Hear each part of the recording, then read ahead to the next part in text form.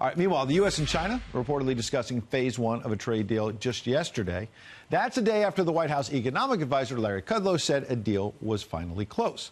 Meantime, the president tweeting this morning, quote, "Our great farmers will receive another major round of cash, compliments of China tariffs. Prior to Thanksgiving, the smaller farms and farmers will be big beneficiaries in the meantime. And as you may have noticed, China is starting to buy big again. Japan deal done. Enjoy," the president tweets. So let's bring in Peter Navarro. He's assistant to the president, director of the Office of Trade and Manufacturing Policy. Good afternoon, sir. Ed, my friend, let's enjoy. I look forward to having you on. Let's start first with that tweet from the president. I know you've gone back and forth on this many times. When the president says, congratulations, good luck, there's going to be a lot more cash in everybody's pocket, how do you make that case that the tariffs mean more cash for the average consumer, for the average farmer, when, as you know, the president and the federal government have had to come up with all these subsidies to help farmers out because some of them have been struggling? Ed, the history of the negotiations has been China trying to bully American farmers as a way of pressuring the president, and he's having none of it. He worked with Secretary of Agriculture Sonny Perdue to make sure the farmers are doing great. They are, large farmers, small farmers, everyone in between, and that's been an important part of these negotiations. So that's all good. Okay, so yesterday, we're told there was maybe some more talks on phase one. We've been hearing about this quote-unquote phase one of a big-time deal with China for a long time. Where are we at this hour? Let me describe for your viewers what phase one is. There's several different structural things we've been trying to get to in a big deal. Phase one includes, most importantly, protections for intellectual property. There's some good stuff on forced technology transfer. There's market access for financial services in China, which is things like banks and credit cards. And yes, for our farmers, there's a big ticket item for purchases from the Chinese. What I can tell you also, Ed, is that the tip of President Trump's spear is United States Trade Rep Robert Lighthizer. He had talks Friday night at 7 p.m. with his counterpart Leo He. These talks continue to be constructive, but my Lighthizer rule is all negotiations should be behind closed doors. So we're on a glide path to a deal. As President Trump says, let's see what happens. Well, you're saying a couple things there. I mean, let's see what happens. That keeps the door open that this may drag on, as you know. On the other hand, you use that phrase glide path. So I know you don't want to be completely pinned down here, but are we talking about a deal by the end of the year? I think the important thing here, and I've said this many times on the air, is that let's let Robert Lighthizer and the president do their thing. They're the best negotiators in the world.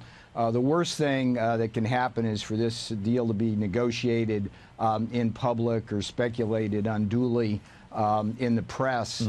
That will slow things down. So let's see what happens. Okay, but you feel like you're making progress. Real quick on that. There's no question, Ed, that progress is being made. I mean, Robert Lighthizer is the best trade representative we've ever had. Working with this president, we've gotten deals across the board, but with Japan. And by the way, that U.S. Mexico-Canada agreement is locked and loaded, ready for Nancy Pelosi to pull a trigger. If she would stop trying to unseat a duly elected president for a few minutes, we'd get that done for farmers, ranchers, workers, and manufacturers. And, you know, one of the problems here in the swamp is that these people don't seem to be able to walk and chew gum at the same time. Well, that's interesting because you bring me to my next topic, which was going to be USMCA. So it's perfect because I did my homework and I saw a few weeks ago you charged that Nancy Pelosi, quote, fiddles while the USMCA is in the deep freeze. Yes. Okay, you remember that comment. I stand by that one. Stand by that clearly based on what you said a moment ago. But I want to update it because Speaker Pelosi, in fairness to her, a couple of days ago, as you probably saw, said that a deal on that could finally be imminent. Is she just all talk? Because on the other hand, she's doing impeachment, as you say, or are we closer to a deal on USMCA? This is the all hat, no cattle expression out west.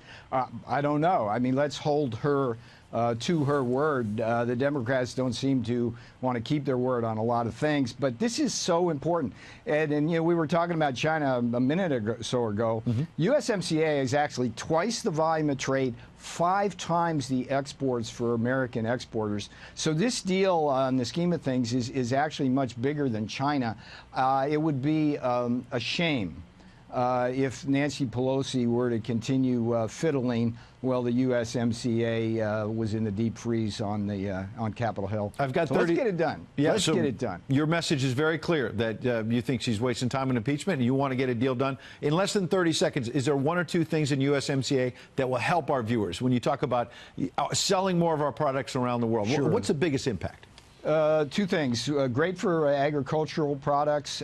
Secondly, more importantly, historically, we've lost our manufacturing base to the rest of the world. Strong provisions in USMCA to make North America powerhouse in manufacturing, with Detroit at the hub of that. It's all good. Peter Navarro, the president's top trade advisor inside the White House. Of course, he mentioned Mr. Lighthizer as well as the trade rep. We hope that you'll be a frequent guest here, sir. Hey, Ed, it was a pleasure being able to answer some questions on this show. Historically, that's been a problem. All right. Well, it's good to have you on, sir. Appreciate it. We'll have you back. Thank you.